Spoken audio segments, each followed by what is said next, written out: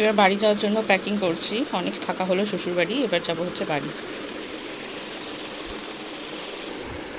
চারিদিকে সব ছড়ানো ছেটানো, এখন গোছাবো কি নেব সব। এখন যেগুলো আনপ্যাক করেছিলাম সব আবার প্যাকিং করতে হবে। এখন গোছাচ্ছি। আজকে বিকালে চলে যাব বাড়ি। হ্যালো, ওখানে ঢুকে মাথায় লেগে যাবে। আস্তে করে দেখো মাথায় লাগে না। আস্তে আস্তে বেরো বেরো বেরো।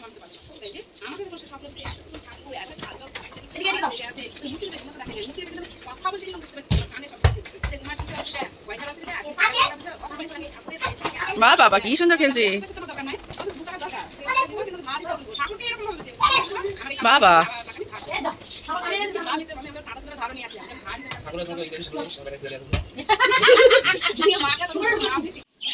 যাওয়ার আগে বাড়িটাকে ভালো করে দেখে নিচ্ছি, চারিদিকে ঘরগুলোকে ভালো করে দেখে নিচ্ছি, কারণ আবার কবে আসা হবে তার কোনো ঠিক ঠিকানা নেই। তাই আবার ভালো করে সব কিছু দেখে একটা ভালো মতন একটা ভিডিও করে নিচ্ছি। আর তোমাদের সাথে কেউ দেখাচ্ছি যে তোমরাও দেখো, যে আবার পুরোটা ফিনিশ হয়ে যাওয়ার পর তোমাদেরকে আবার একটা ভিডিওতে পুরো বাড়িটা কখন থেকে ডাকছি বাড়ি যাবো, ওট এখনো ওখানে নাম নেই। আর এই যে আমাদের লাস্ট মিনিট প্যাকিং চলছে, এবার বেরোবো। প্রচণ্ড মেঘ পড়েছে বাইরে, আর এই যে ঘুমাচ্ছে এখন অবধি। এই যে ঘুম থেকে উঠে একবারে রেডি হয়ে গাড়িতে বসে পড়েছে। প্রত্যেকবার ওর পাপাকে গাড়ি তো চালাতে দেবে না, প্রথমে ওই বসবে। আর এদিকে সবাইকে টাটা করছে এখন, মানে ও বাড়ি আসার আগে মানে সবাই চলে আসবে ওকে টাটা করতে।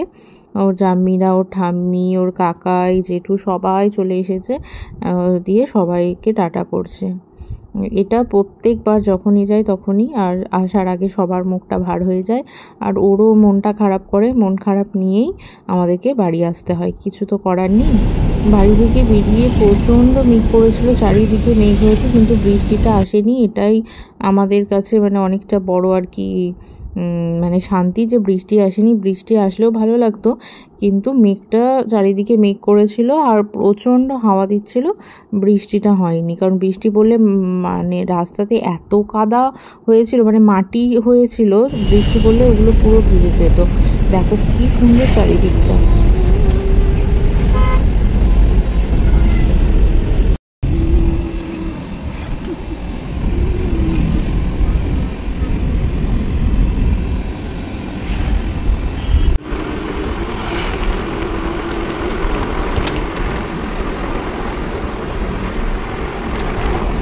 এদিকে আদির আর বসে থাকতে ভালো লাগছে না, ওর দিদুনের কোল থেকে উঠে চলে এসেছে, আমাদের মিডিলে দাঁড়িয়ে আছে। দাঁড়িয়ে দাঁড়িয়ে এখন দেখছে ওর পাপা কেমন করে গাড়ি চালাচ্ছে।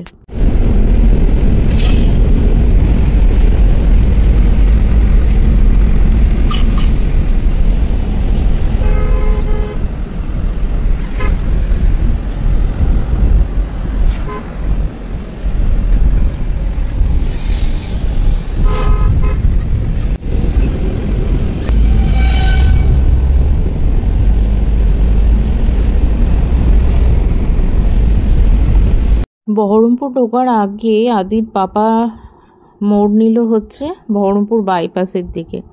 কারণ বহরমপুরের এই বাইপাসটা যবে থেকে হয়েছে, ওখানে একটা ধাবা হয়েছে, বহরমপুর বাইপাস ধাবা যেটাকে বলছে, আমরা কোনো দিন আজ অবধি সেখানে যাইনি।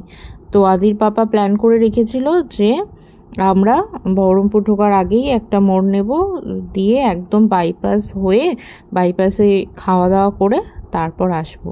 সেই মতে ও একদম গাড়ি বহরমপুর ঢোকার আগে গাড়ি বাইপাসের দিকে করলো, দিয়ে আমরা এখন যাচ্ছিলাম হচ্ছে বাইপাসে। প্রথমবার গিয়ে আমার মানে কি বলবো, আমি হাঁ করেছিলাম, কারণ এত সুন্দর পরিবেশ।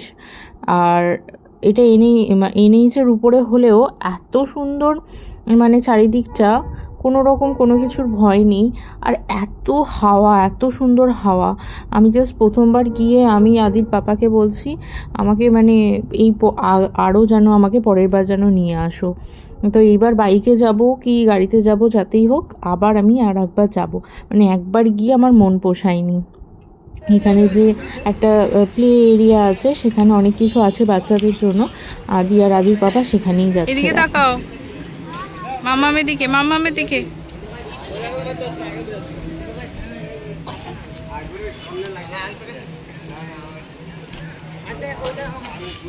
চলে এসো, চলে এসো।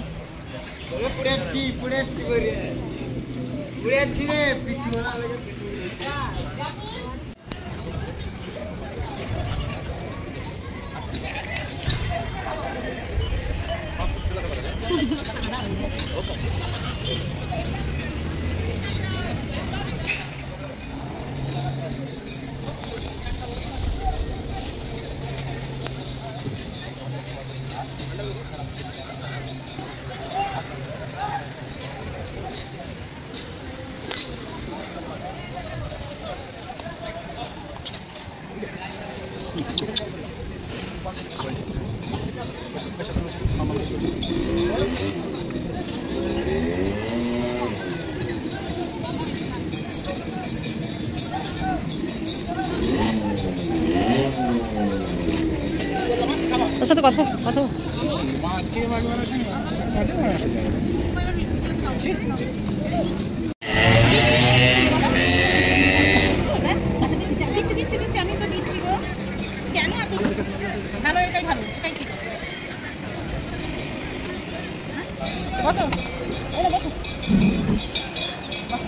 কীর্তন হচ্ছে। কোথাও থেকে নিয়ে এলে তো এই ব্যাগগুলো রাখা যায়। বসো।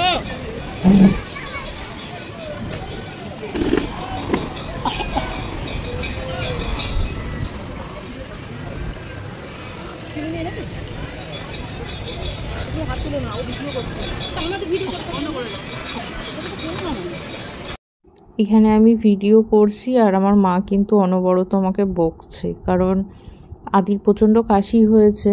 ওই বাড়ি গেছিলো, দিয়ে ঠান্ডা লেগে কাশি হচ্ছে, আর আমি ওকে দুপুরবেলা আজকে ওষুধ খাওয়াতে ভুলে গেছি বলে আমি ভিডিও করছি, আর মা আমাকে বকেই যাচ্ছে, ওই জন্য আমাকে ভয়েস ওভার দিতে হয়েছে তোমাদেরকে।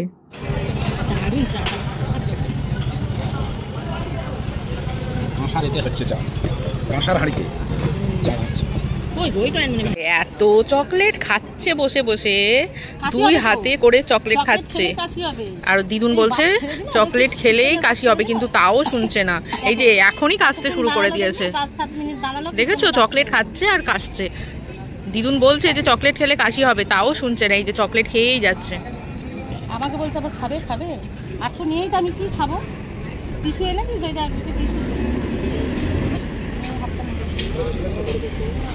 তুই হাতে কি করেছিস বলতো? হ্যাঁ দিয়ে দিয়েছি তো।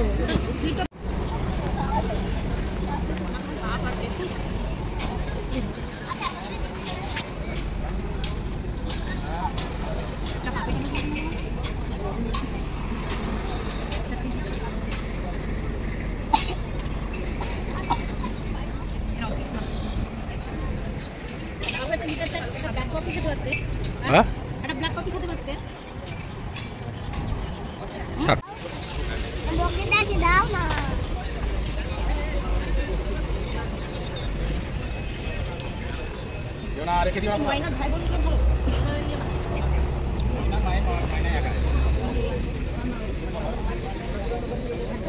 না, এখান থেকে কিন্তু আনলক হয়ে যাবে, গাড়ি আনলক হয়ে যাবে, তখন কিন্তু সব আমাদের জিনিসপত্র সব বার করে নিয়ে চলে যাবে।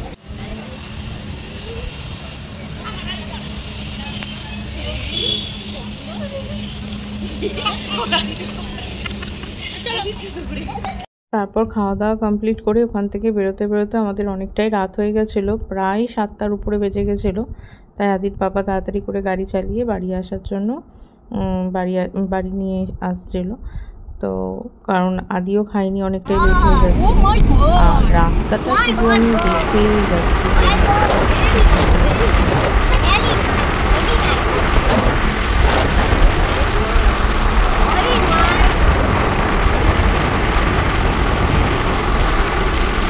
এই মাত্র বাড়ি ঢুকলাম, এই যে এখন সবে ব্যাগপত্র রাখা হয়েছে, এই সবে ঢুকলাম।